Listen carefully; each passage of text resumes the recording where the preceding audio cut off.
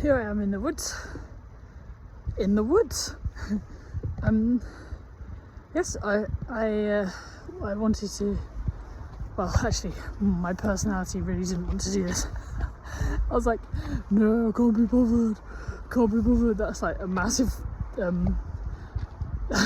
thing I get when I go towards something. Oh, I can't be bothered. What's the point? It's all too hard. Blah. Obviously, as a result of my conditioning, so having a kind of compassionate awareness of it, I'm like, yeah, I feel and we're off. So I'm walking up the hill, and with my I can't be bothered, and I wanted to make a T-shirt that said, I don't know how many of you will get this, but like, you know, I'm good, but my personality flares up occasionally. I think, you know, we'll get so attached to like our thoughts and our feelings as though that's who we are, and I'm realising more and more it's just not. It's not. And then I start noticing, you know, all the judgments that come up when I go towards sort of dissolving those ideas I've got about myself and other people that make up whatever my mind feels safe to inhabit as me. I go towards something new, my mind's like, oh, well, this and this and this, and I'm this and this and this, and they're that this and this and this, and I'm like, oh look, there it is again. There it is again, the old inner judge. And I'm like, I'm all about like destroying my personality, like, and I mean that in like the most loving way, you know, like in the Hindu traditions, like Shiva the destroyer, like awareness and association with like life and life processes and inclusivity, suddenly like all these sort of thought processes and like judgments and attachments to like various cultural things or identities or whatever, they just become like a kind of well, something to look after, I guess, and just watch alongside every other thing you're watching in life as you actually choose to orient towards your heart and towards your awareness. Like, where's life calling me? Where's life calling me? Well, life's calling me into the woods, folks. Today life's calling me into the woods, huh? Where's life going to call me next? Boy, oh boy, do I not like where life takes me sometimes. And you know, and you have to be willing to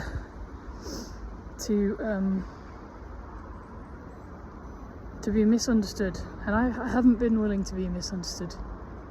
I've always thought if I was good enough, I'd be able to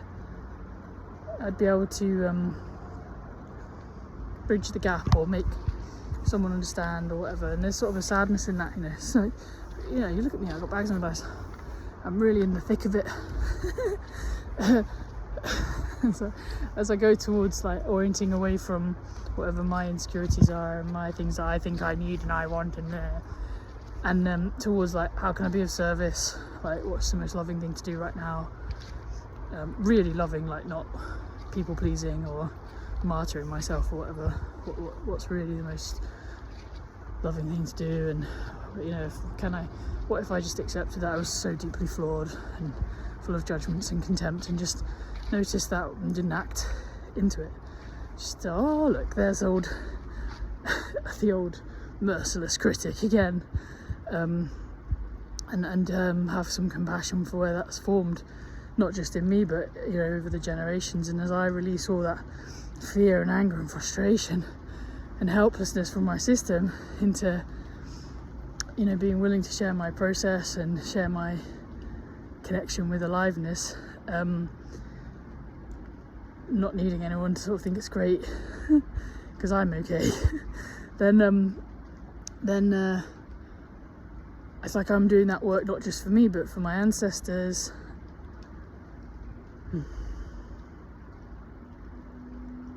and for my descendants. And I'm doing this great course called The Trust Technique, and he was talking about space in speech, and this is something I just like, oh thank God someone's told me this at last. you're saying how his Reiki teacher pauses. How when you say trying to kind of cope with the anxiety, just like I just did then, kind of it's a bridge.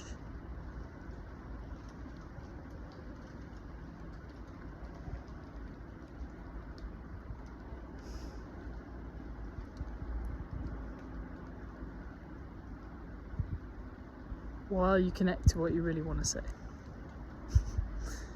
And the quality of your presence when you give yourself the space you need. I just experienced it then. The quality of my presence was different when I gave myself the space I needed. So like, I'm not sort of sharing this or teaching this from a place of like, oh look, I've achieved it. Because did you hear all the likes there? I haven't.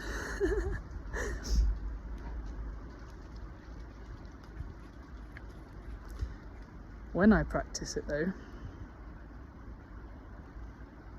I have a sense of how life can exist through me, as me, and that being in that place could really have a very different feeling to it and effect to it than my conditioned ways of being.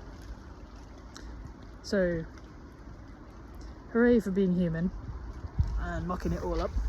And as a wise woman once said to me, you know who you are, go out there and fuck it up.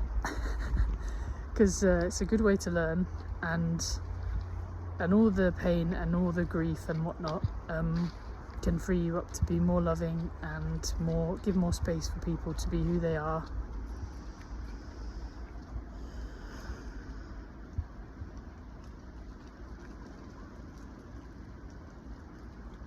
Where they are, figuring out their magical human journey.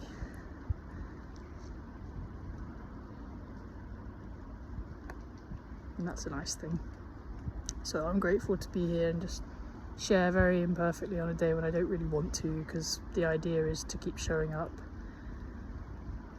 and be in the flow.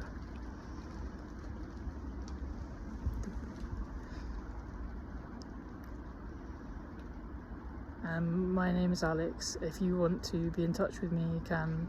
My website is www.unspeakablearts.org.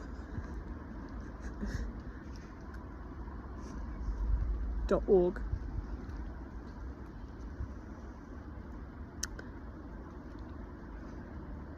Wishing you well.